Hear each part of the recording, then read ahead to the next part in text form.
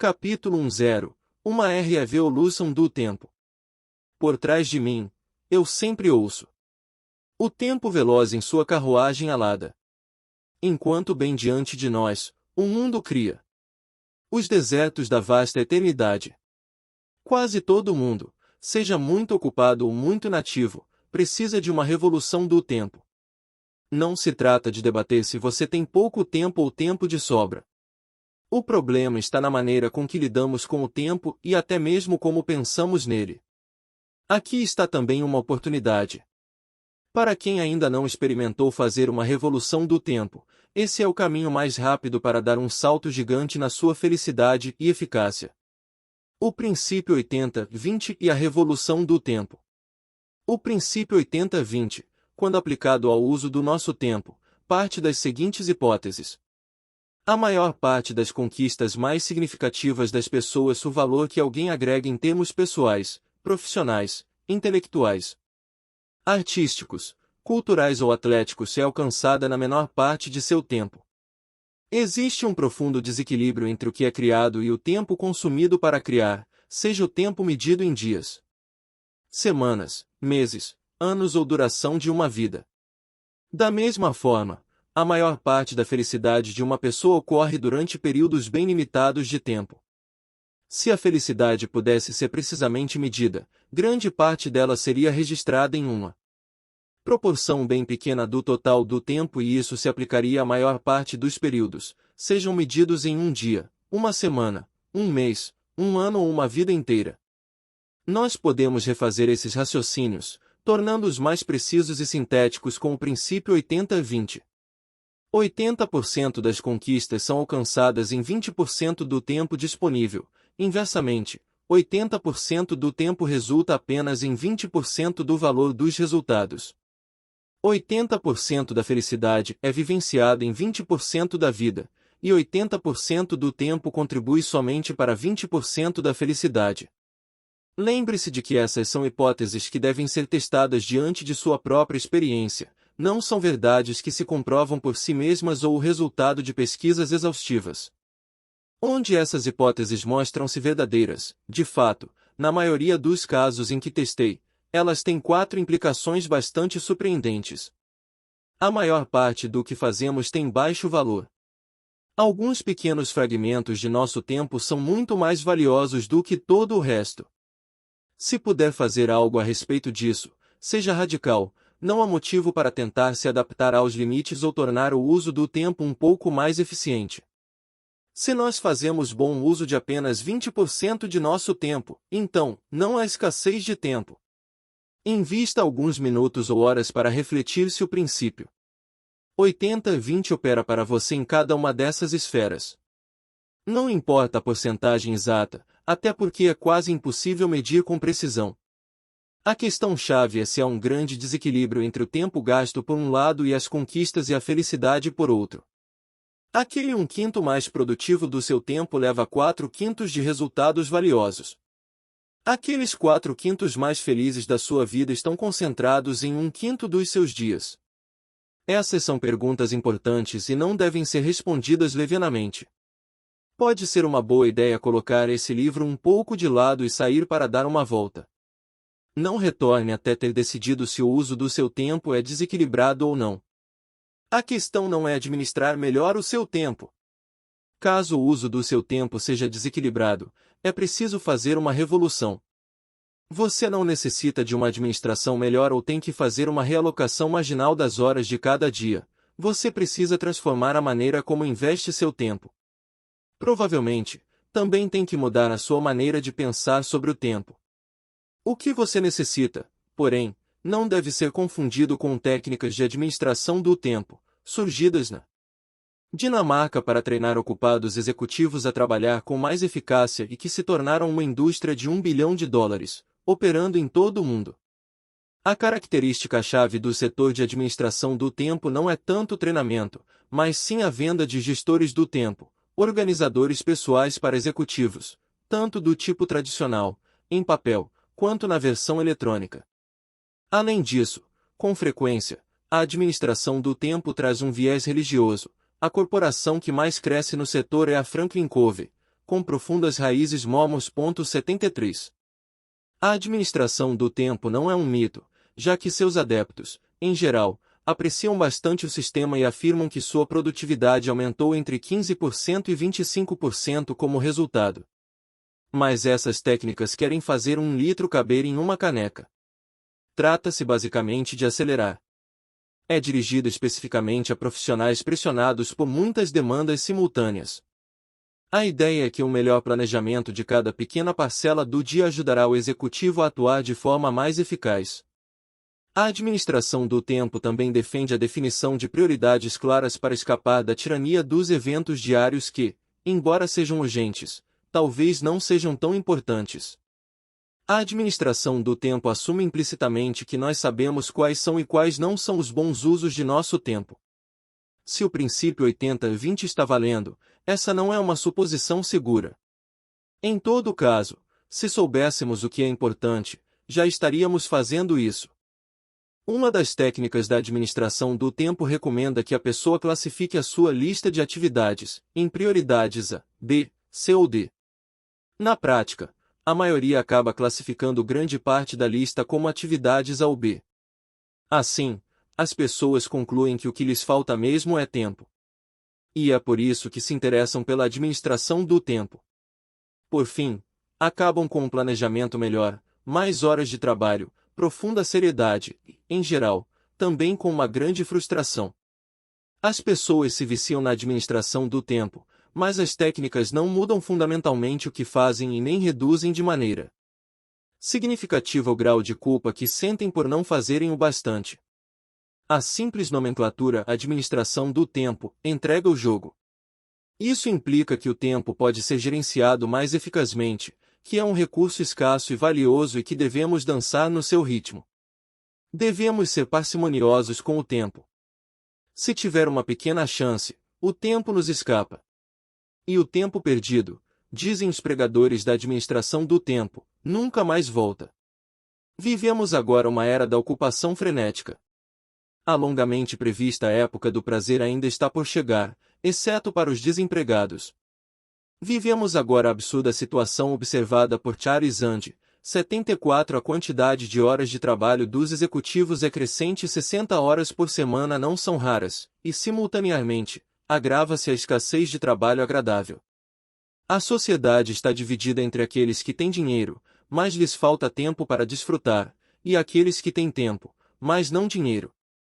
A popularidade da administração do tempo coexiste com uma ansiedade sem precedentes em relação ao uso adequado do tempo para dispor de horas suficientes para trabalhar de modo satisfatório. A heresia do tempo 80-20. O princípio 80-20 subverte a sabedoria tradicional em relação ao tempo.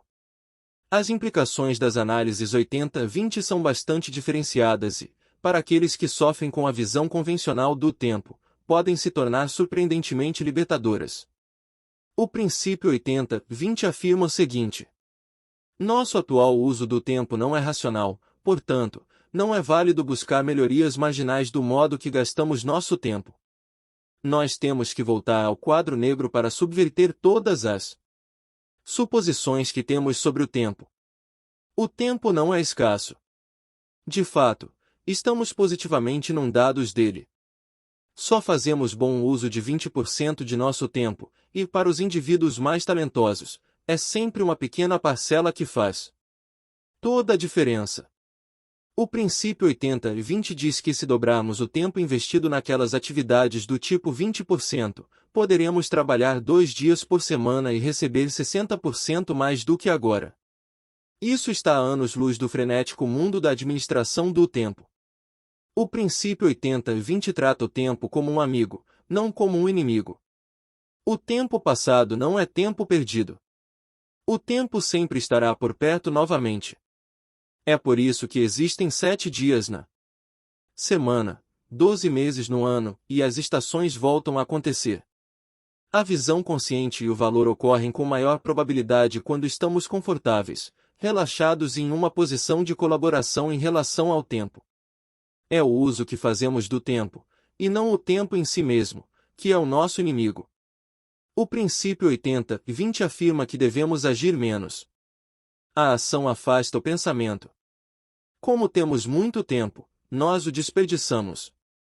O tempo mais produtivo investido em um projeto costuma ser os últimos 20%, simplesmente porque o trabalho tem que ser cumprido antes que o prazo se esgote. Na maioria dos projetos, a produtividade pode ser duplicada apenas cortando o prazo pela metade. Isso não é evidência de que o tempo é escasso. O tempo é a ligação benigna entre passado, presente e futuro. Não é a escassez do tempo que deveria nos preocupar, mas a tendência de a maior parte dele ser gasto em atividades de baixa qualidade. Acelerar ou ser mais eficiente no uso do tempo não irá nos ajudar. Em vez disso, essa maneira de pensar é mais o problema do que a solução. O pensamento 80-20 nos guia para uma visão mais oriental do tempo. Não deveríamos vê-lo como uma sequência, indo da esquerda para a direita, como está em quase toda a representação gráfica que a cultura dos negócios nos impõe. É melhor ver o tempo como um dispositivo cíclico e sincronizado, como os inventores do relógio imaginaram. O tempo segue retornando, trazendo a oportunidade de aprender, de aprofundar alguns relacionamentos valiosos, de fabricar um produto ou de alcançar um resultado melhor e de adicionar valor à vida. Nós não existimos apenas no presente. Descendemos do passado e temos um tesouro de associações, e nosso futuro, assim como o passado, é sempre imanente ao presente. Uma representação gráfica do tempo muito melhor do que o eixo da esquerda para a direita é uma série de triângulos intercalados, sempre maiores e mais altos, como a figura 37 apresenta. Figura 37 A tríade do tempo. O efeito de pensar dessa maneira é que se destaca a necessidade de levar conosco, ao longo de nossas vidas, aqueles 20% mais preciosos e valiosos do que temos: nossa personalidade, habilidades, amizades e até nossos ativos físicos, assegurando que sejam cultivados, desenvolvidos, ampliados e aprofundados para aumentar nossa eficácia, valor e felicidade. Isso só pode ser feito com relacionamentos consistentes e contínuos, baseados no otimismo de que o futuro será melhor do que o presente, porque podemos estender os melhores 20% do passado e do presente para criar aquele futuro melhor. Visto dessa maneira, o futuro não é um filme aleatório do qual já vimos a metade, cientes, e apavorados, de que o tempo voa para se tornar passado. Em vez disso, o futuro é uma dimensão do presente e do passado, que nos dá a oportunidade de criar algo melhor. O pensamento 80-20 insiste que isso é sempre possível. Tudo o que temos a fazer é soltar as rédeas e dar melhor direcionamento aos nossos mais positivos 20%. Aqui estão os 7 passos para detonar uma revolução do tempo. Dê o difícil salto mental de dissociar esforço e recompensa. A ética protestante em relação ao trabalho está tão profundamente arraigada em todos nós, em quem tem religião e em quem não tem, que precisamos fazer um esforço consciente para extirpá-la. O problema é que realmente gostamos de trabalhar muito ou, pelo menos, apreciamos a sensação da virtude resultante. O que temos que fazer é implantar firmemente em nossa mente que essa não é a melhor maneira de alcançar o que queremos. Trabalho árduo leva a baixos retornos. Ser consciente e focar no que queremos é o que nos conduz aos retornos mais altos. Escolha quem são os santos padroeiros da sua preguiça produtiva. Os meus são Ronald Reagan e Warren Buffett. Reagan progrediu sem esforço de ator de filmes B para queridinho da direita republicana até se tornar governador da Califórnia, finalmente, um extremamente bem-sucedido presidente dos Estados Unidos. O que Reagan tinha? Boa aparência, uma voz suave e maravilhosa que ele usava instintivamente em todas as ocasiões certas. O ponto alto, sem dúvida, foram suas palavras para a esposa Nancy logo depois do atentado em 1981. Querida, me esqueci de abaixar, alguns coordenadores de campanha astutos, um jeito meio antiquado e uma visão à Disneylândia dos Estados Unidos e do mundo. A habilidade de Reagan para se dedicar era, no mínimo, limitada, sua compreensão da realidade convencional era ainda mais tênue, sua capacidade de inspirar os Estados Unidos e destruir o comunismo eram ainda mais apavorantes. Para maltratar a frase de Churchill, nunca tanto foi alcançado por tão poucos e com tão pouco esforço. Warren Buffett tornou-se, por um período, o homem mais rico dos Estados Unidos, não trabalhando, mas investindo. Começou com um pequeno capital e conseguiu multiplicá-lo ao longo dos anos muito acima da valorização média do mercado de ações. Fez isso com um volume limitado de análises. Ele começou antes de programas sofisticados de cálculo terem sido inventados, mas principalmente com algumas visões conscientes que aplicou com consistência. Buffett deu início à sua montanha-russa de riqueza com uma grande ideia. O jornal local tinha um monopólio que se tornou o mais perfeito sistema de franquia. Essa ideia simples lhe valeu sua primeira fortuna e grande parte do dinheiro que ganhou a seguir deriva de ações de veículos de comunicação, um setor que ele entende. Se não é preguiçoso, pode-se dizer que Buffett economiza bastante sua energia. Enquanto a maioria dos administradores de fundos compra e vende papéis com muita frequência, Buffett compra algumas ações e as mantém por muito tempo. Isso significa que ele tem bem pouco trabalho a fazer. Ele despreza a visão convencional da diversificação da carteira de investimento, que apelidou de método da Arca de Noé. A pessoa compra dois de qualquer coisa e termina com um zoológico. Sua própria filosofia de investimento é a seguinte: fique quase letárgico. Toda vez que fico tentado a fazer demais, eu me lembro de Reagan e Buffett. Você deve buscar seus próprios exemplos entre as pessoas que conhece pessoalmente ou aquelas que são públicas. Quem, em sua opinião, representa a inércia produtiva? Pense nessas pessoas com frequência. Desista da culpa. Abrir mão da culpa está claramente relacionado ao perigo de trabalhar em excesso. Mas também se refere a fazer aquilo de que mais gosta. Não há nada errado com isso. Não há valor em fazer aquilo que não lhe dá prazer. Faça o que gosta de fazer. Transforme isso no seu trabalho. Transforme seu trabalho nisso. Quase todo mundo que fica rico recebe o bônus adicional de enriquecer fazendo o que gosta. Essa ideia pode ser vista como mais um exemplo da perversidade 80-20 do universo. 20% das pessoas não apenas detêm 80% da riqueza, como também monopolizam 80% da alegria de tê-la conquistado com um trabalho que apreciam, e elas são os mesmos 20%. Aquele velho puritano rabugento John Kenneth Galbraith chamou a atenção para uma injustiça fundamental do mundo do trabalho.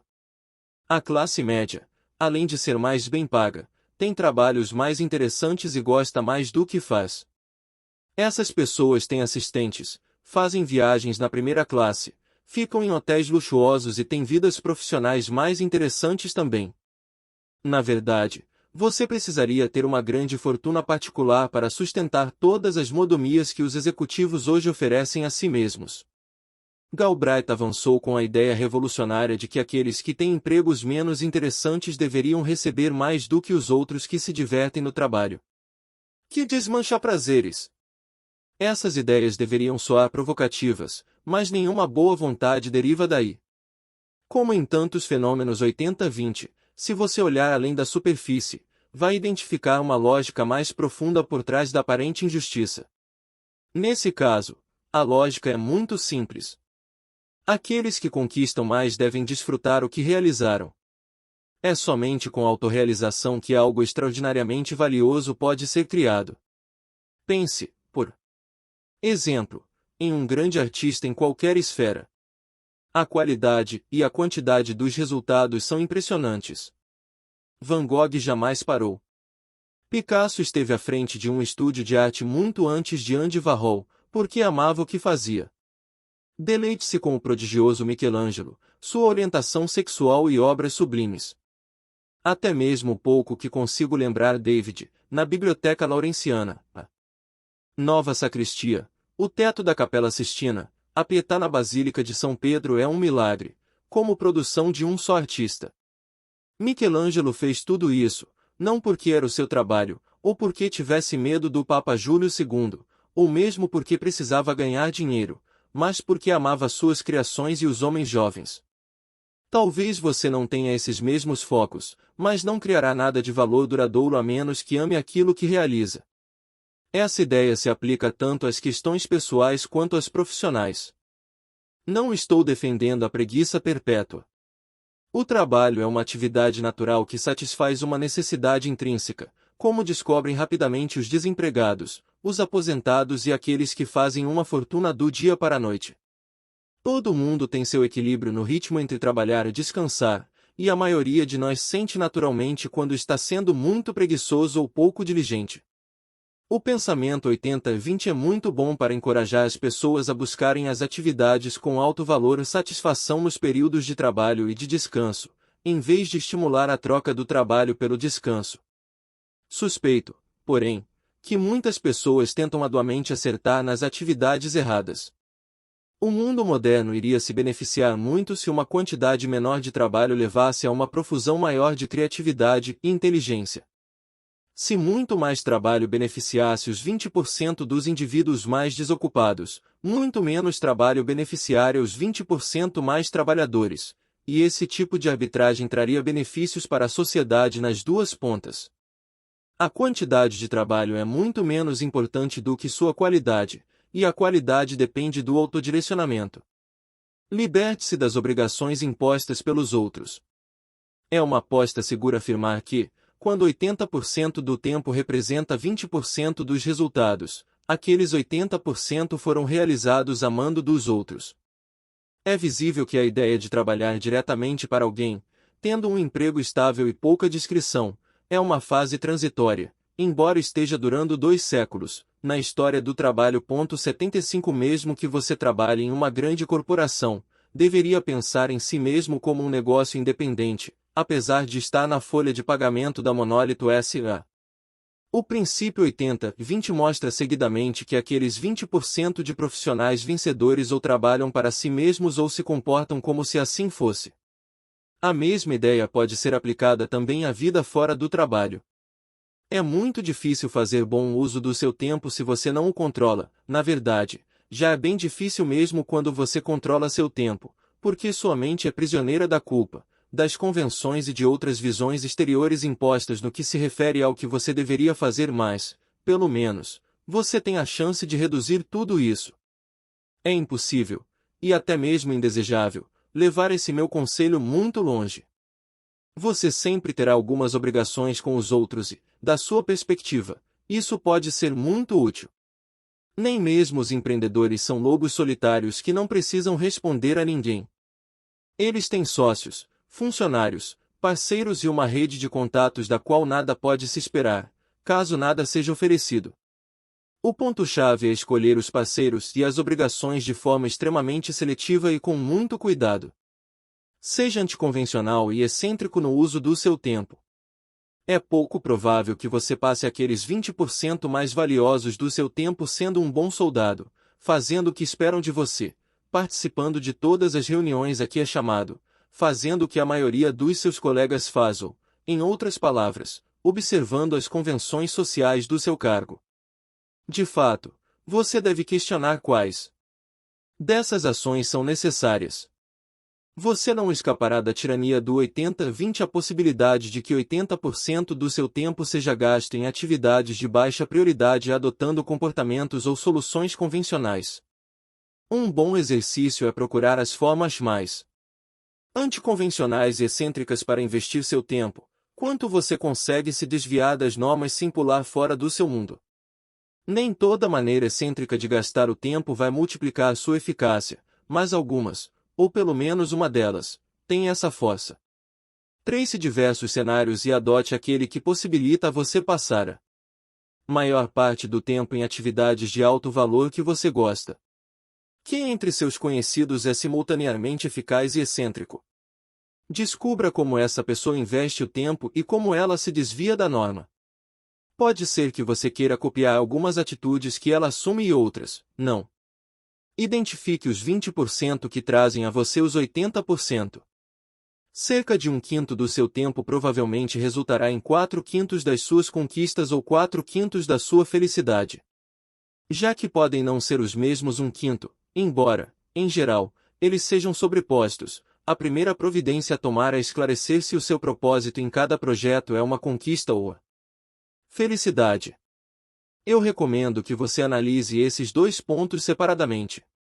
Primeiramente, identifique sua ilha da felicidade, aqueles pequenos períodos de tempo ou os poucos anos que contribuíram de modo bastante desproporcional para o seu quinhão de felicidade.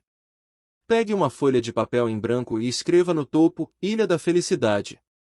Em seguida, liste todos os períodos em que se sentiu muito feliz. Tente encontrar o que suas ilhas da felicidade têm em comum. Repita o processo para suas ilhas da infelicidade.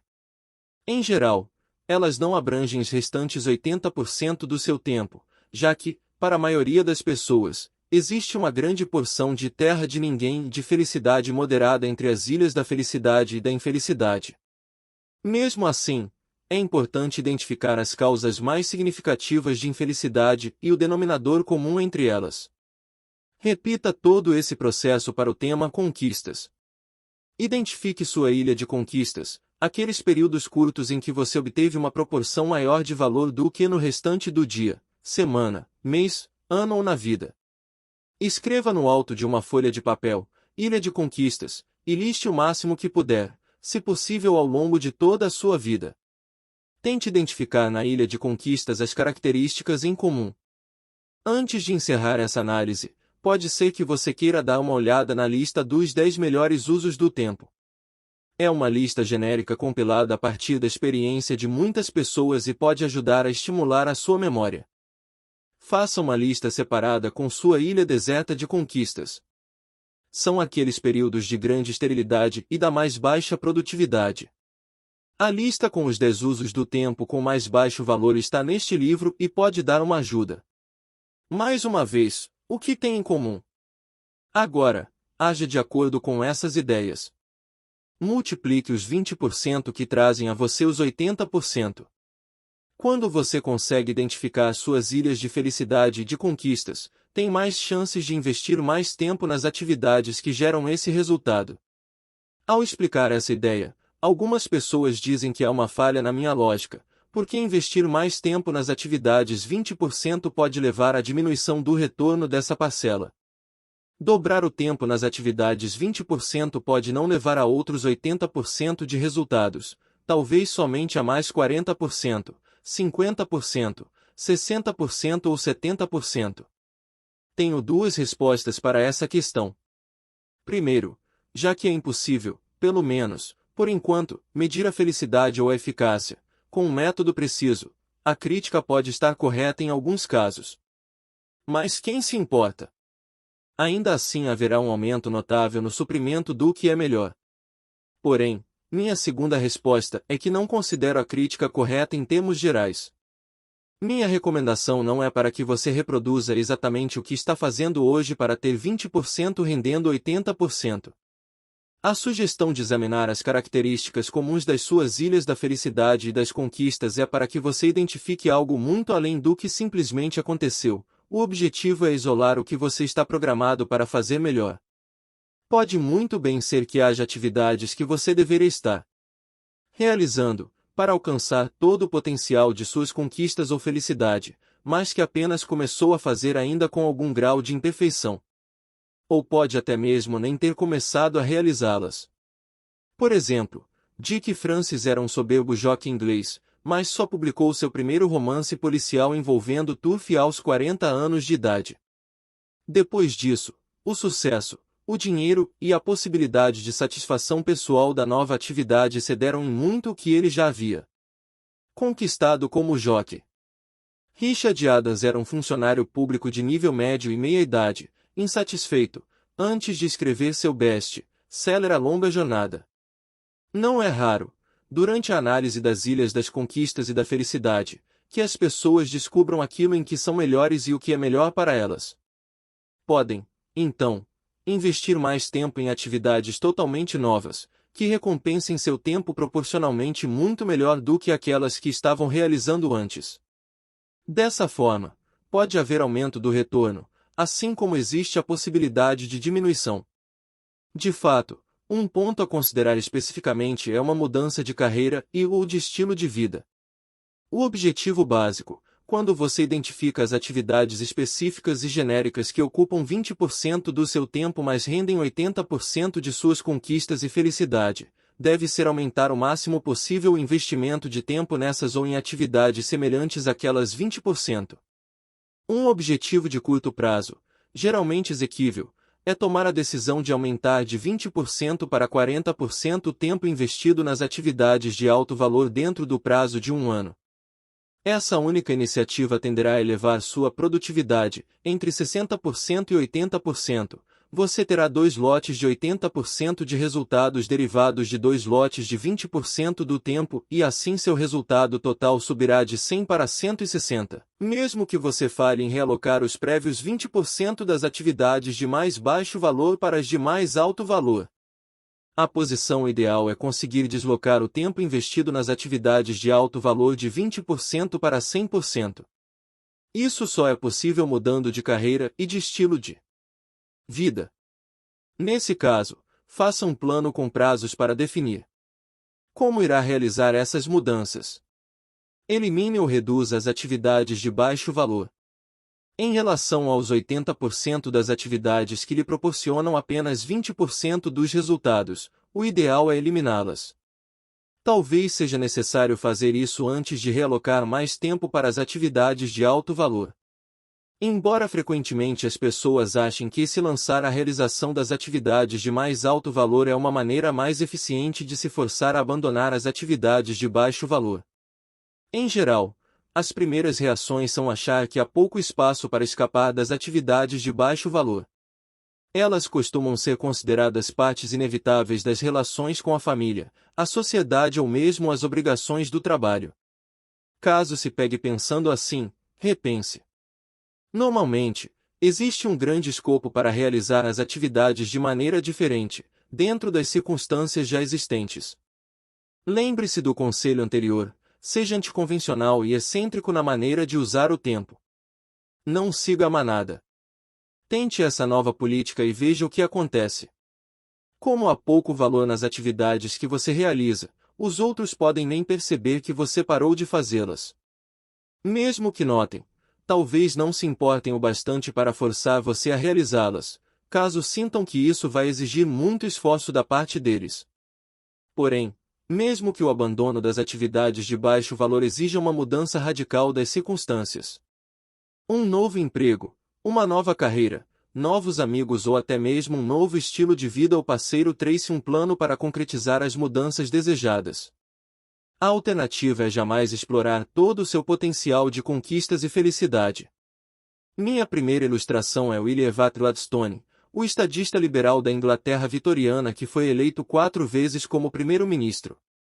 Gladstone era excêntrico de várias maneiras, não apenas por suas tentativas espetacularmente fracassadas de tentar resgatar mulheres caídas da prostituição ou por seus ataques de autoflagelação, mas sua maior excentricidade estava no uso que fazia do tempo e é isso que vamos focar aqui. 76. Gladstone não ficava restrito por causa de seus deveres políticos ou, ao contrário, era muito eficaz ao realizá-los porque investia grande parte do tempo no que lhe agradava, de várias maneiras surpreendentes.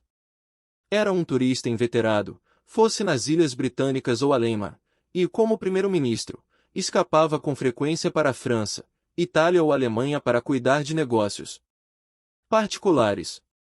Ele amava o teatro, teve casos com diversas mulheres, quase com certeza sem relacionamento físico, lia avidamente, cerca de 20.000 livros ao longo da vida, fazia discursos incrivelmente longos na Casa dos Comuns, que, apesar de longos, parece que eram impossíveis de deixar de ouvir, e praticamente inventou a moderna propaganda eleitoral na qual se envolvia com muito gosto e alegria. Toda vez que se sentia levemente adoentado, passava pelo menos um dia inteiro na cama, lendo e pensando. Sua enorme energia política e eficácia derivavam do uso excêntrico que fazia do tempo. De todos os primeiros ministros da Inglaterra que vieram a seguir, somente Lloyd George, Churchill e Thatcher chegaram a rivalizar com o uso excêntrico que Gladstone fazia do tempo, e todos os três eram extremamente eficazes. 3 consultores de administração altamente excêntricos. Os outros exemplos do uso anticonvencional do tempo vêm sobre o mundo dos consultores de administração. Esses profissionais são notórios pelas longas e frenéticas horas de trabalho. Meus 3 personagens, que conheço muito bem, quebram todas as convenções. Eles são também espetacularmente bem-sucedidos. O primeiro, a quem chamarei de Fred, ganhou 10 milhões de dólares como consultor. Ele nunca se preocupou em fazer faculdade de administração, mas conseguiu fundar uma das maiores empresas de consultoria, na qual quase todo mundo trabalhava 70 horas ou mais por semana. Fred visitava o escritório ocasionalmente e comparecia às reuniões mensais com seus sócios. Os parceiros de negócios de todo o mundo eram convidados a participar também dessas reuniões mensais, mas preferiam investir o tempo jogando tênis ou refletindo. Ele controlava a consultoria com um punho de ferro, mas jamais ergueu a voz. Fred dirigia tudo a partir de uma aliança com seus 5 principais subordinados. Meu segundo exemplo, que apelidei de Randy, era um desses 5 braços direitos. Além do fundador, ele era a única exceção da cultura work-holic da consultoria. Ele mesmo se escalou para um país distante, onde dirigia uma filial em rápida expansão, com uma equipe que também trabalhava inacreditavelmente duro, passando boa parte do tempo em sua casa. Ninguém sabia como Randy investia seu tempo ou quantas horas ele trabalhava, mas era incrivelmente tranquilo. Randy só participava de reuniões com os clientes mais importantes, delegava todo o resto para os funcionários mais juniores. E, se necessário, inventava as desculpas mais bizarras para não ir ao escritório. Embora fosse o líder da filial, Randy não dava nenhuma atenção aos assuntos administrativos. Toda a sua energia era investida para aumentar a receita gerada pelos clientes mais importantes e, então, colocava em ação mecanismos para realizar isso com o menor esforço possível dos funcionários. Randy nunca tinha mais do que 3 prioridades e preferia manter apenas uma, todo o restante seguia seu próprio curso. Era uma frustração terrível trabalhar para ele, mas Randy era maravilhosamente eficaz. Meu terceiro e último excêntrico usuário do tempo foi meu amigo e sócio, vou chamá-lo de Jim. Minha memória mais antiga dele é quando compartilhávamos um pequeno escritório com mais um grupo de colegas.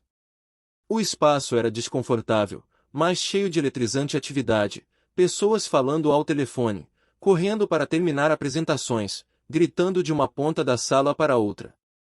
Mas lá estava Jim, um oásis de calma e inatividade, olhando fixamente para sua agenda, imaginando o que iria fazer.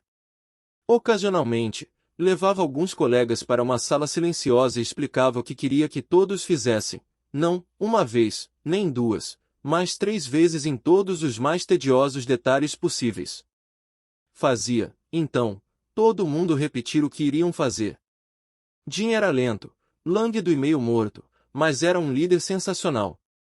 Investia todo o seu tempo identificando as tarefas de alto valor e quem deveria realizá-las, e depois garantia que tudo se concretizasse. Você só consegue investir seu tempo em atividades de alto valor, seja para conquistas ou para felicidade, se tiver abandonado as atividades de baixo valor. Eu convido você a identificar essas atividades que sugam seu tempo. Para ter certeza de que você não vai se esquecer de nenhuma, a figura 38 apresenta a lista de 10 dessas atividades mais comuns. Seja implacável para eliminar essas atividades. Sob hipótese alguma, dê aos outros uma boa fatia do seu tempo. Acima de tudo, não faça nada apenas porque outra pessoa pediu ou porque você recebeu um telefonema ou e-mail. Siga o conselho, em outro contexto, de Nancy Reagan, apenas diga não. Ou trate a questão como Lord George Brown recomendava, ignore solenemente. Figura 38 Os 10 usos do tempo com mais baixo valor. A figura 39 apresenta o outro lado da moeda. Figura 39 Os 10 usos do tempo com mais alto valor. Ao refletir sobre algum uso potencial do tempo, faça 2 perguntas. Isso é anticonvencional? Isso promete multiplicar a eficácia? É pouco provável que seja um bom uso do tempo, a menos que as 2 respostas sejam sim. Muitos de vocês podem considerar que as minhas recomendações, além de bastante revolucionárias, são uma ilusão diante das circunstâncias reais. Os comentários e críticas que são feitos para mim incluem: não posso escolher como usar meu tempo. Meus chefes não permitem isso. Teria que mudar de emprego para seguir seu conselho e não posso assumir esse risco. Esse conselho serve muito bem para os ricos, mas eu apenas não tenho esse grau de liberdade. Eu teria que me divorciar. Minha ambição é me tornar 25% mais eficaz, não 250%. Simplesmente não acredito que isso possa ser feito. Se fosse tão fácil quanto você fala, todo mundo já agiria assim. Caso você se pegue fazendo uma dessas afirmações, talvez a revolução do tempo não seja para você. Não comece uma revolução do tempo a menos que queira ser um revolucionário. Eu posso resumir, ou, pelo menos, caricaturar, essas reações na seguinte frase: eu não sou um radical, muito menos um revolucionário, portanto, me deixe em paz. Basicamente, estou feliz com meus horizontes. Está certo. Uma revolução é uma revolução. É desconfortável, dolorosa e perigosa. Antes de dar início a ela, perceba que isso envolve grandes riscos e que o levará por territórios inexplorados. Aqueles que querem fazer uma revolução do tempo devem ligar passado, presente e futuro como foi sugerido na figura 37. Por trás da questão de como investimos nosso tempo, está escondida outra muito mais fundamental: o que pretendemos fazer de nossas vidas.